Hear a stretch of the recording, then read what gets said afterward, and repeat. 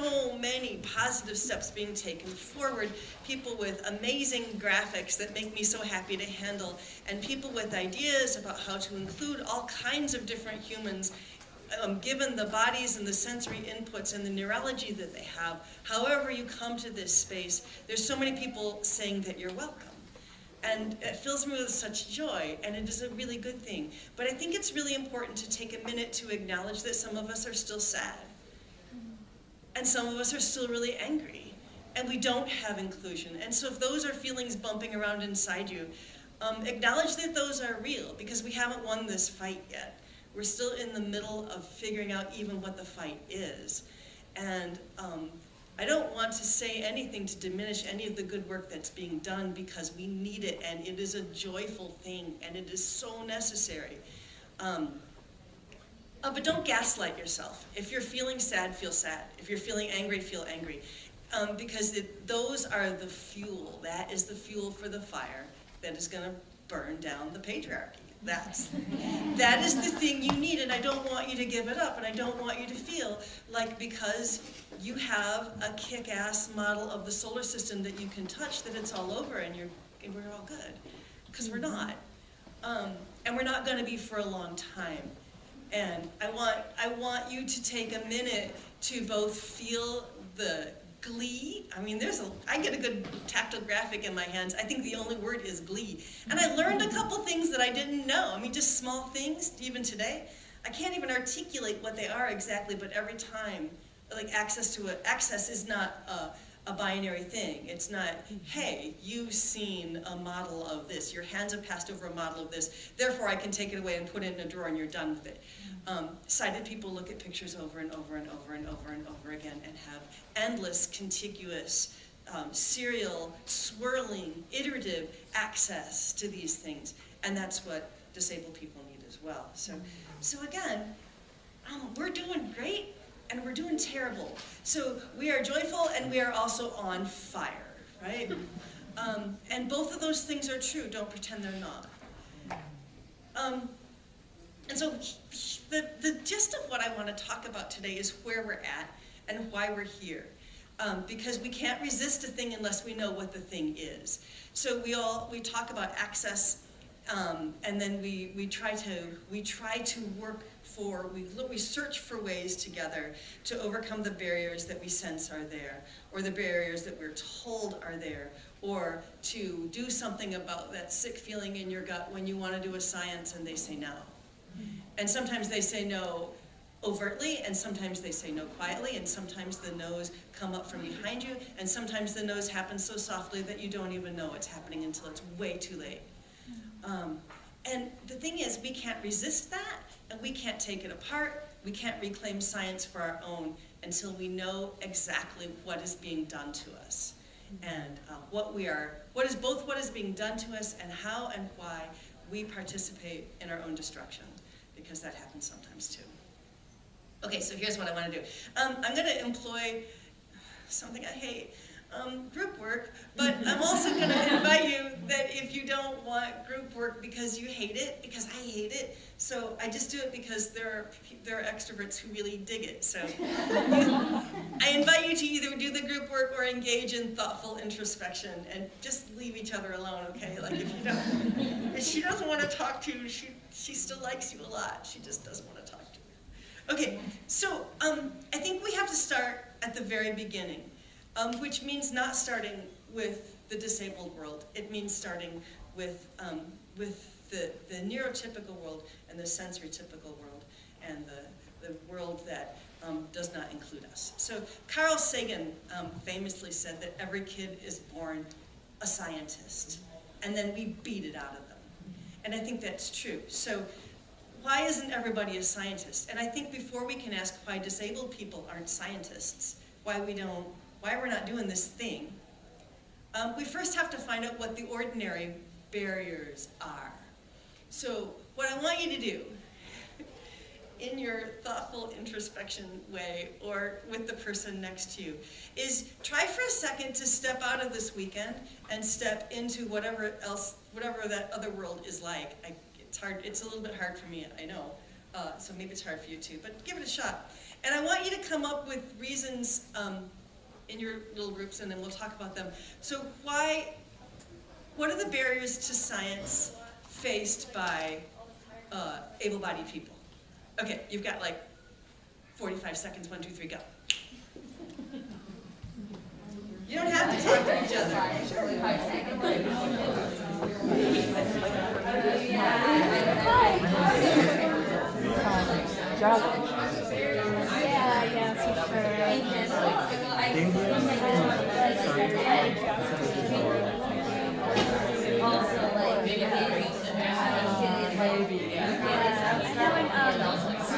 like social science, but a lot of people are like, well, that's just like, white, I mean, like, men, it's like,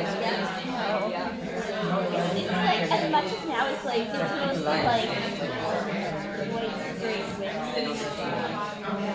It's like now I'm like, oh, we're getting old. Yeah. It's also In Japanese it's just worse.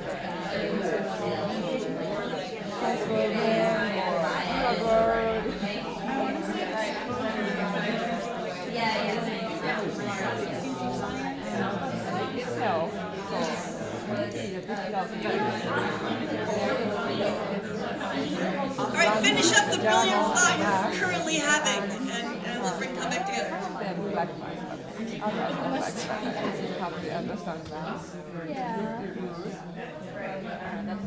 Okay, awesome, thank you. Well, you guys are great. You make my little heart happy. Please come and be in all my classes, all of you, because like you do what I asked you to do. I love you. Before we make our list, I also want to add that stories are very important. They're very important to all of us. It's not enough to say only 2% of the PhDs in engineering are being earned by disabled people. That's a number. It's necessary. We need to have the statistics so that we have that, so we can explain to people what the heck's going on. But we also need the individual stories. You're not just a number. Your individual stories are what make up the heart and soul of science, or of the struggle to be included in science. So as we're talking about these factors, I also want you to think of if your story is part of that. Excuse me. And how this affects real people. Okay, because if we're not talking about real people, let's all just go home, right? Because this is why we're here, and this stuff matters. And I also want to, before we make our list, I also want to remind you of how much this stuff matters. You would not have taken days out of your lives and spent the money and done the stress of preparing a presentation or whatever you did, or engaged in the stress of coming out here and mixing it up with all these people that you don't know, which is scary. You would not have done this if this stuff doesn't matter. And it doesn't just matter to us. It doesn't just matter to disabled people and their allies. We'll talk about this later on toward the end. Access to science for all people improves the world for all people. Okay, so what are some of the ways in which your typical able-bodied person does not go into science? Remember, I'm going to listen. Nicole, yeah. Our group was talking about the fact that at a young age we make things so much fun instead of making it critical to their brain. So as they progress and you give them more tasks, they seem to lose the interest because they don't see they don't have the work ethic to challenge their brain to actually want to engage in the science. The other aspect that we were talking about is the fact that they don't see a connection to why they should do science. It doesn't seem like they'll ever use it unless they want to be a scientist, so they feel if they're not a scientist, they don't need to learn science. That's well said, and I think also really true. So my follow-up question is, does that apply to disabled people? Absolutely. Absolutely. And does it apply in the same way, more or less?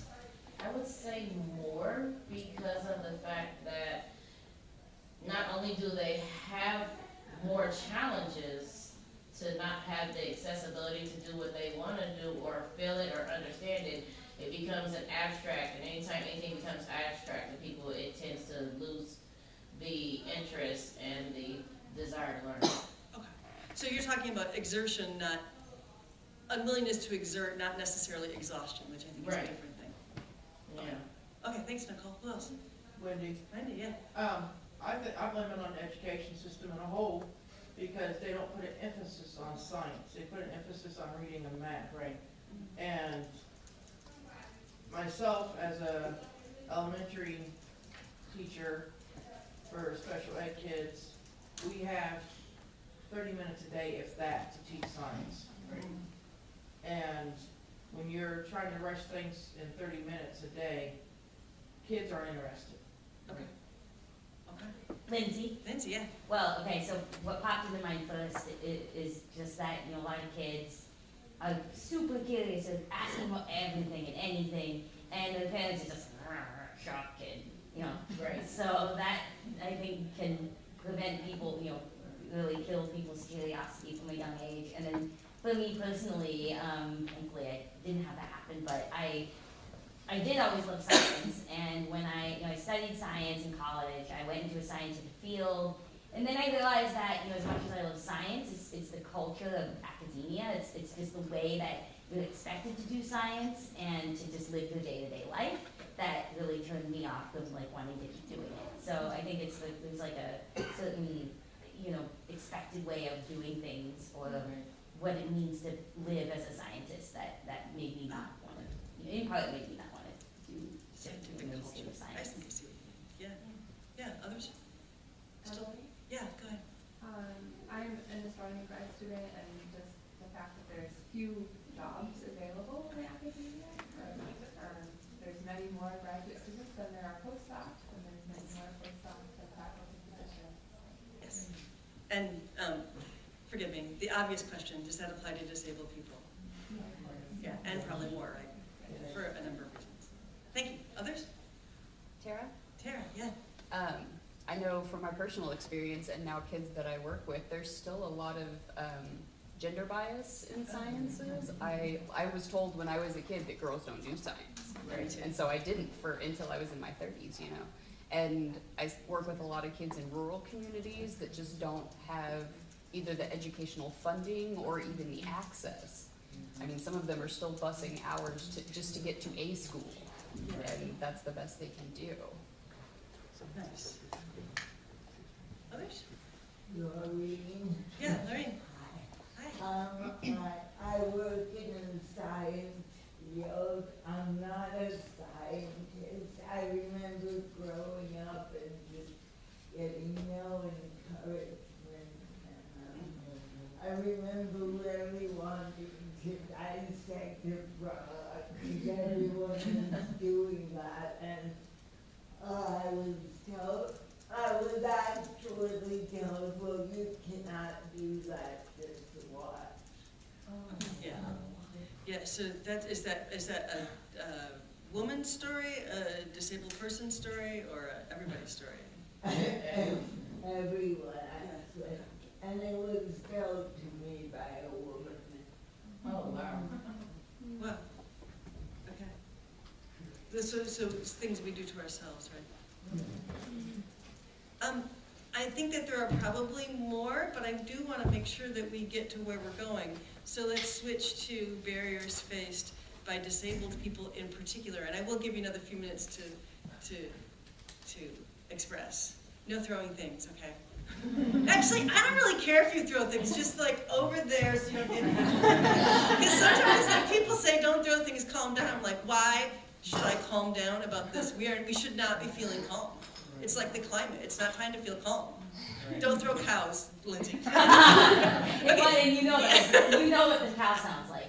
I know. Yeah. Okay, so take a minute and go back with your people, or go back into your thoughtful, introspective space.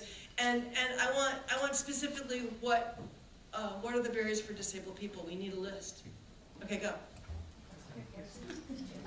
Specifically, the barriers to science faced by disabled people.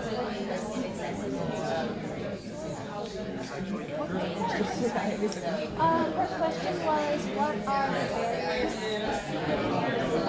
science? I guess the lack of training, talking about a lot. Yeah, and that was yours.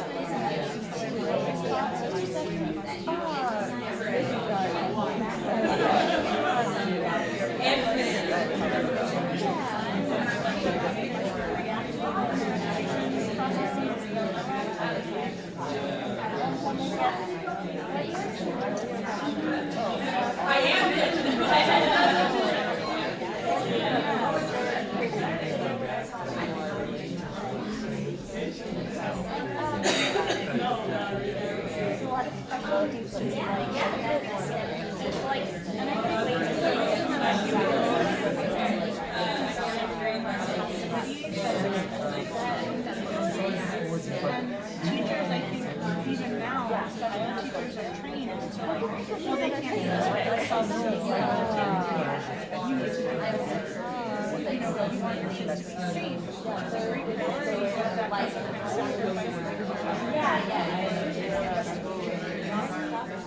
right, my people.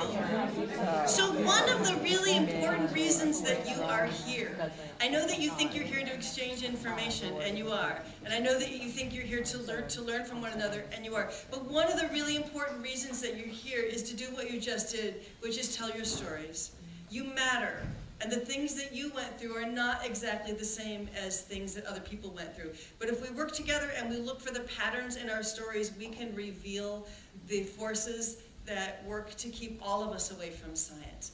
And what you did now when you trusted some other individual with a little tiny piece of your life, with a little tiny piece of your story, is maybe the most important thing that you can do in a gathering like this. Because you're not going to get these stories heard, and you're not going to feel free to tell them the same way outside of this space. This is one of the reasons that I am so grateful to be here, is because we have inscribed this space with our own rules and our own set of what's important, and we are focused fiercely on our own set of values and our own mission, which is to improve the access to science for not just us, but for the people that come after us, and for the people who don't have the ability to be here in this space with us.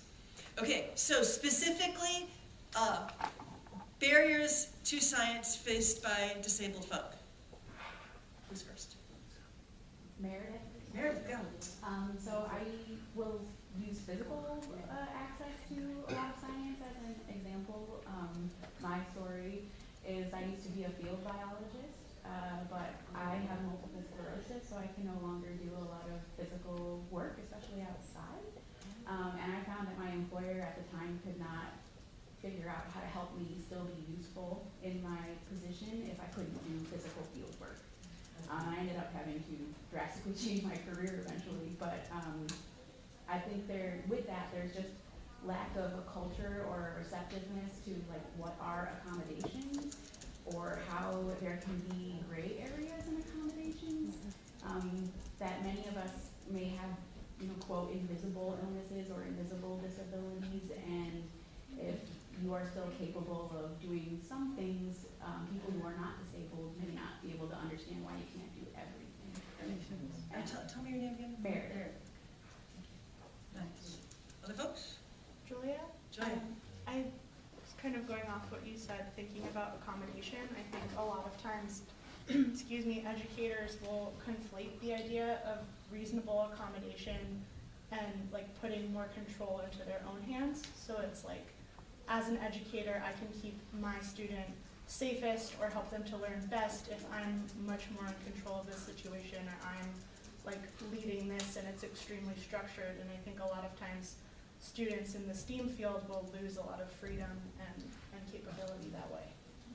Yeah, I want to follow up on the safety issue, because that's something faced by especially small children, but I think all of us as well. Like, who is gonna, is my employer gonna give me a hammer?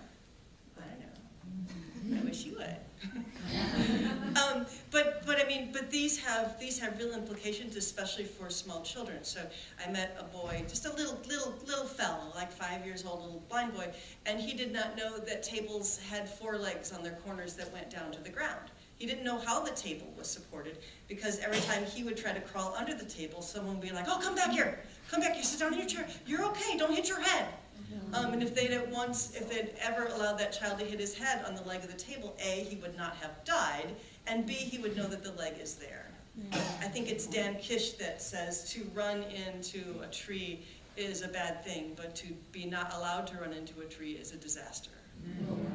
Right, so we protect our children, and we protect them from the knowledge that they need to move around the world, and that protection is both compulsive and cruel, because it limits physical movements. Whatever physical movement you have, it is your right to have it, and we take that away from small children and grown-ups, right, in the name of safety. So if I feel like I want to crawl around and check out all these steps in this room, probably not here, but certainly in my home institution, it would not take long for someone to come along and instruct me to sit down, please, and ask me what I want. Because whatever it is, it's easier for them if they get it for me than, at least that's the story. So safety is an important thing. What else? deafness. Something I've noticed, like especially in college, is the science courses. In particular, like, this is going to be hard and this is going to be stressful, and then they like intentionally cause you like extra stress and extra difficult work, and that I know that triggers a lot of especially like neurological disabilities to get either worse or to appear. Okay. Thank you. And tell us your name, I'm sorry. Deafness. Okay. Okay. Who else? Lindsay, Lindsay, yeah. we kind of don't do a good job of representing abstract concepts because like space is an abstract, like, but how do you explain to someone what space is?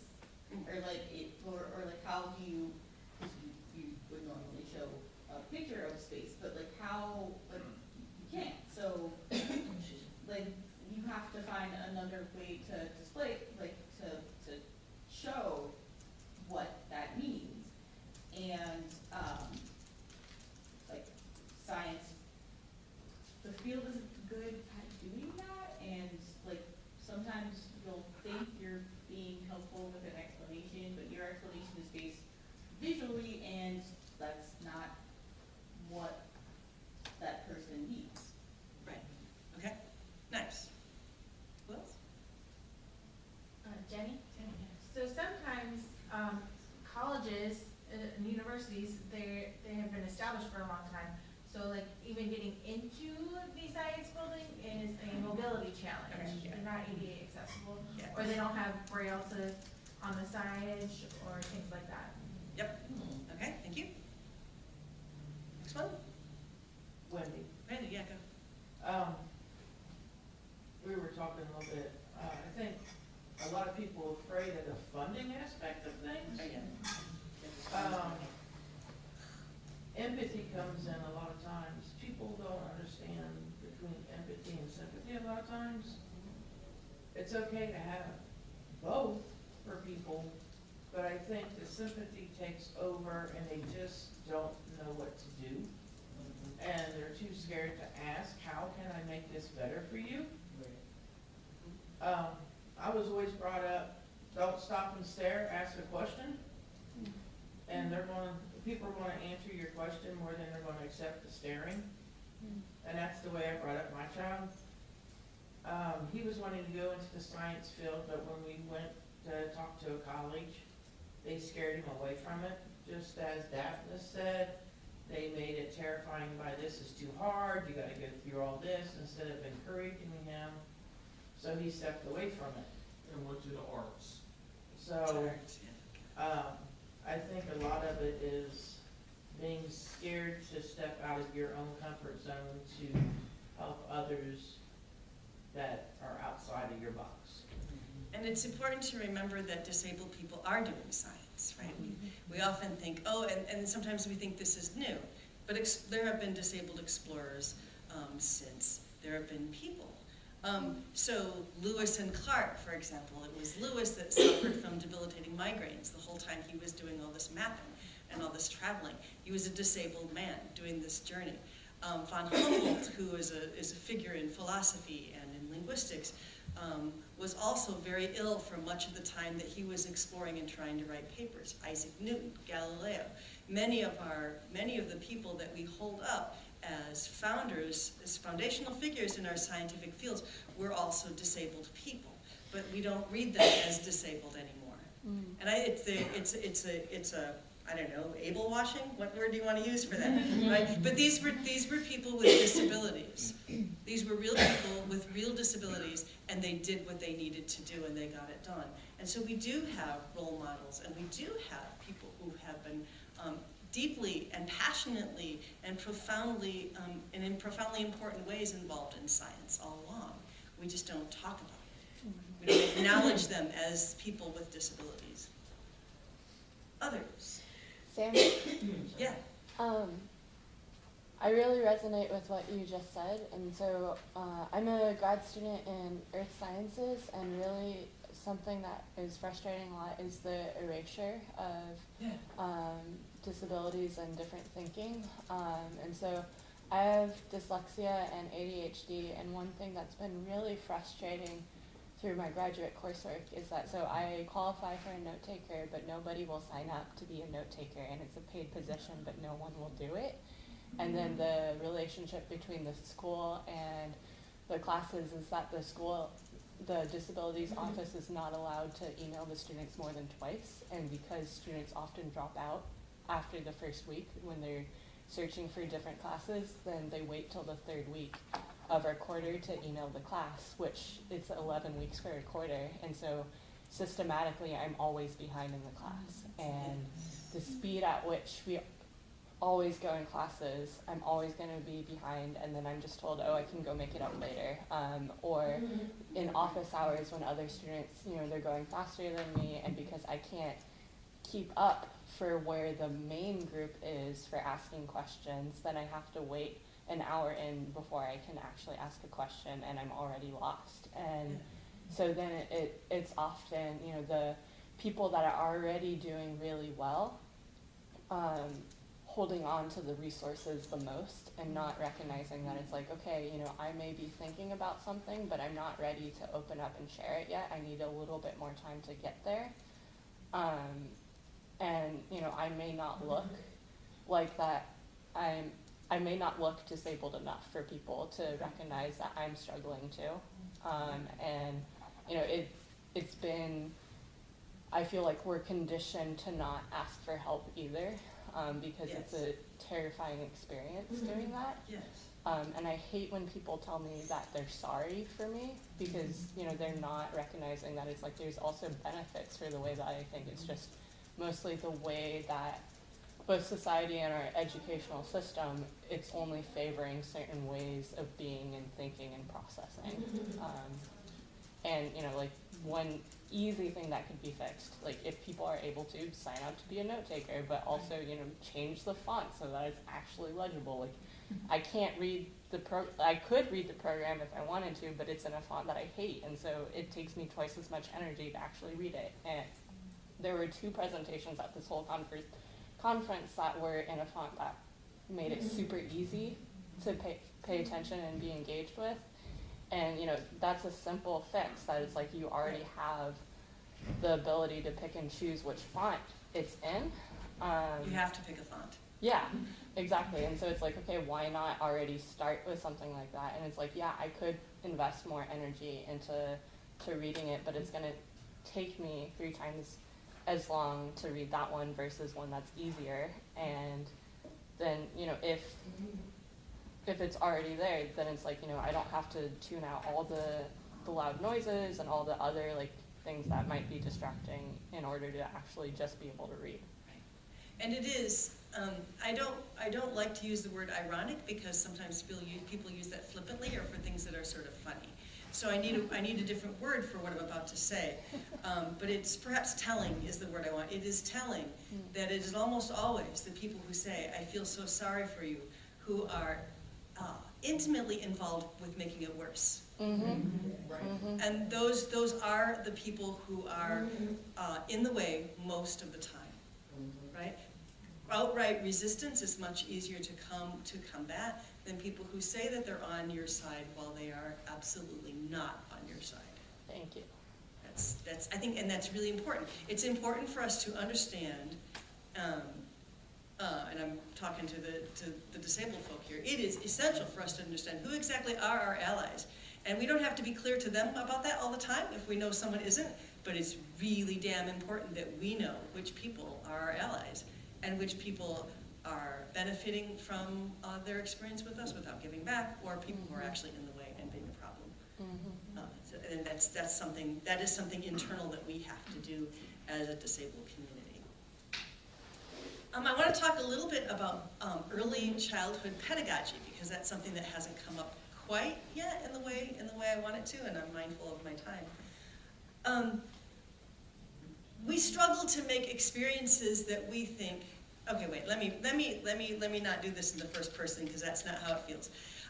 There is a subset of teachers who struggle to make lessons for children in ways that will accomplish a goal that they can then write down and have done, right? So, a small story. When I was a little tiny kid, I was told that we were going to have a lesson in identifying trees.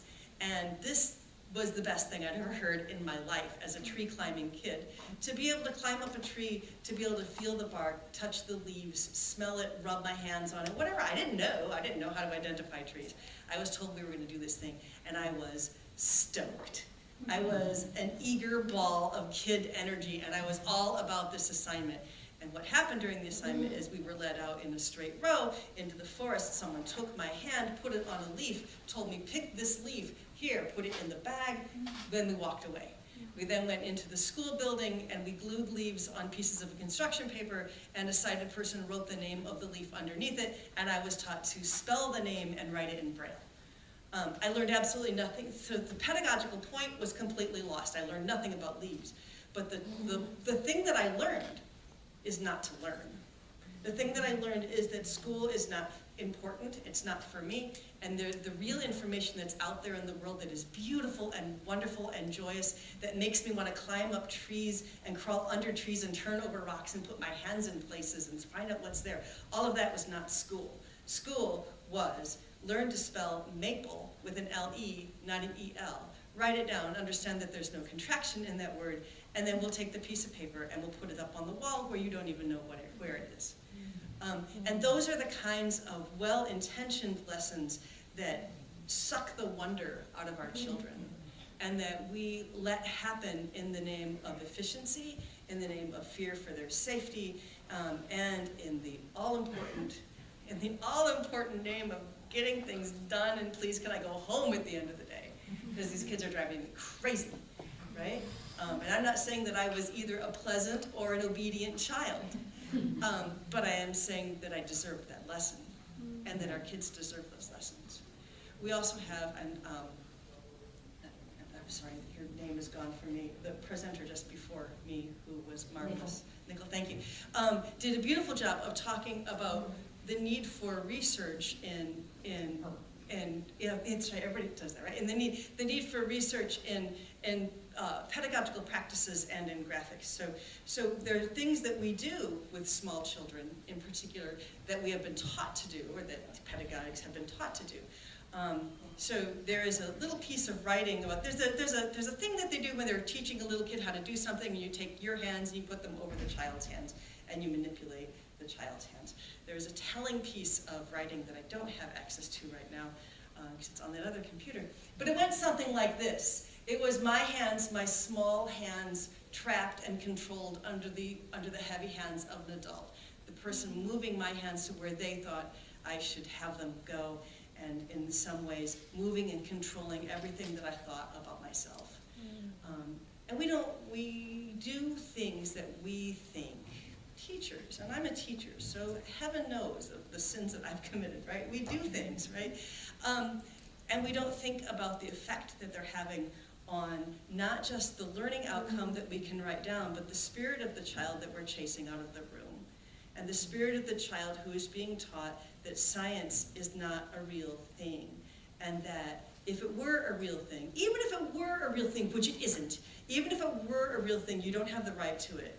You don't have the right to crawl around on the floor and wonder what's there, and to pick things up and turn them over and fold them and bend them and break them and hit your head on them and do all the things that scientists might want to do to find out what is around them in the world. Let's see, we still got time, so are there others? I have a couple more, but I want to...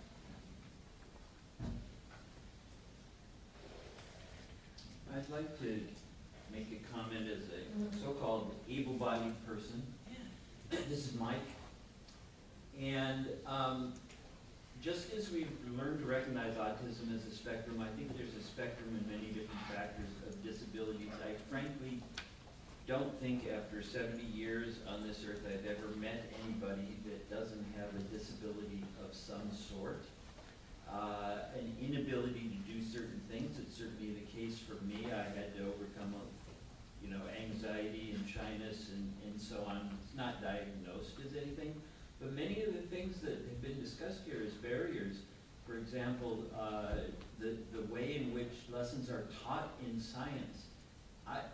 I did fine in science, except in school, just in the same way that you were talking. I was an explorer and a discoverer. I just could not deal with the classroom situation. I actually, by high school, I just left, disappeared. But I did fine as a scientist later on in life. So, you know, it seems to me, and it's been interesting interacting with more people here of different types, I'm not sure there isn't anybody that has a different way of seeing things. We teach to the average, and I was one of those that wasn't average and kind of left out for the same reason. I saw things in a different way. I learned in a different way. I couldn't do it that way in school. I appreciate that, because there are people on the margins of everything. But I want to remind the disabled folk in the room that there are systematic, culturally mediated barriers in place, specifically designed for your inconvenience. So don't, I mean, I want to be clear that there are, again, able-bodied people on the margins. But don't confuse that with what you are experiencing. And thank you, and I appreciate your input. Let's see. The other thing that I want to talk about is skill sets. So people have been drawing pictures for 30,000 years, as best we can date them, right? We got those cave paintings, they're really cool. I'm sorry, it just hit me that I desperately want 3D printing of some of those cave paintings. I want it a lot. I want it right now, and I want it really a lot. Because I teach about these things, and I just realized that I don't know what they're really like. Man, dang it. Okay, but I can have that now, and that makes me happy. But okay, so people have been working on 3D, on representations in print for 30,000 years. We have not been working that long on tactile representations, right? So we've got some catching up to do, which is fine, and there are good people doing good work in that area.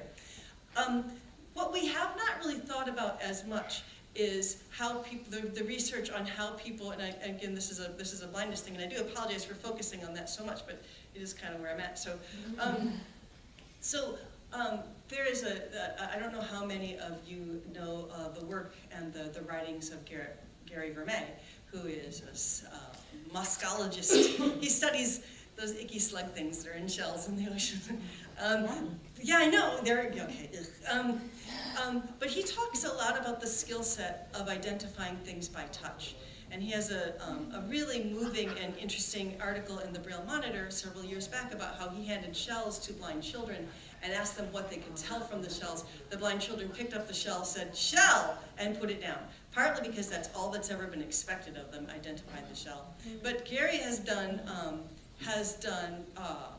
peer-reviewed, scholarly work, innovative work, by feeling the shells. And he doesn't do that casually. He does it very slowly, very intensely. He sometimes will take a needle or a stylus and poke into a little hole to feel what's there.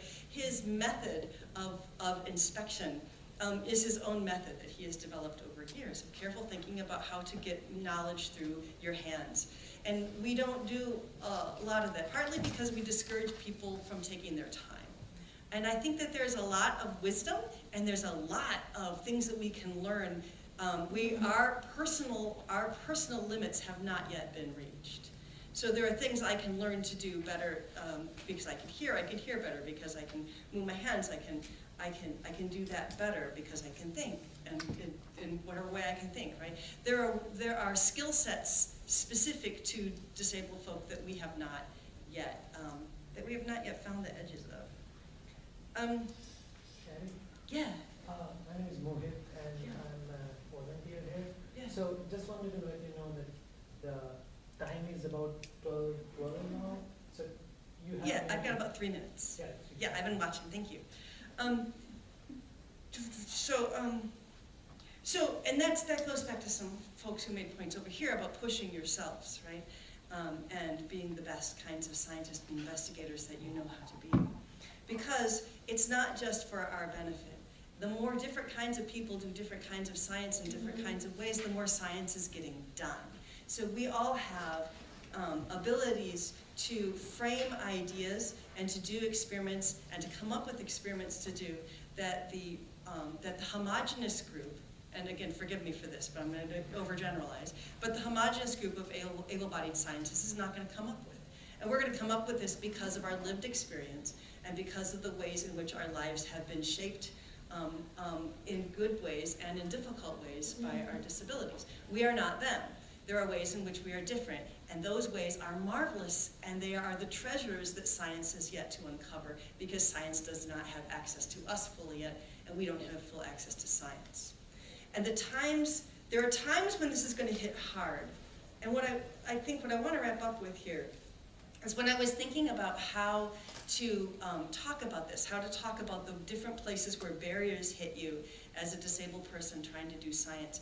It's in those liminal moments when they hit hardest. When you first enter school and you're a little kid and you're trying to figure it out. When you first understand yourself to have a disability and you're trying to figure out, oh, what does this mean for my life? It's when some kind of discrimination or a realization of a negative attitude toward you is experienced at those liminal events. That's when they hurt the most. Someone can say something rotten to me as I walk across campus, but I've walked across campus hundreds, perhaps thousands of times. It doesn't affect me. When I was there for my job interview and I was walking across campus and someone said, "Hey honey, are you lost?" That hit me a lot harder. It is in those moments of transition when we are most vulnerable. And what I want to say to you is that it's those moments of transition when we need to take good care of each other.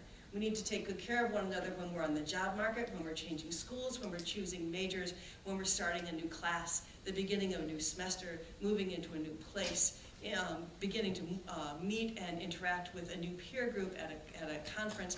Those are the times when we are most vulnerable, and we know that.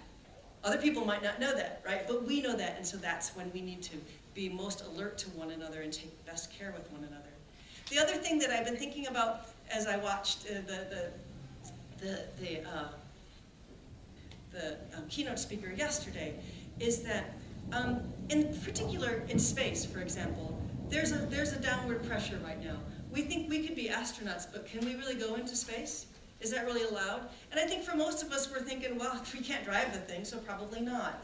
And I think it's important to both be aware of that downward pressure on all of the sciences. Do you feel like you can go into it, but do you feel like you could really be the best at it? Could you be the Nobel Prize winner? Could you have all the access you need and really master your discipline and be the one to make the great discovery? And my answer to you is I don't know, because there are systematic barriers in place that keep us from doing our best. They keep us from doing our best work because sometimes our best work is squandered in just getting in the door. It's important, I think, to know what you're facing. It's important to know who you are and to know your own value and to understand when are the times that other people's opinions of you change how you think about yourself, your own internalized monologue of ableism that tells you, well, you know what, I can't do this anyway, so I just can't. It's important to acknowledge when you're exhausted, and it's important to acknowledge when the world is clearly telling you something that you don't think is true. And it's really important for us to be together when we do these things. And I think my time is up, so I thank you for your time and for sharing these stories.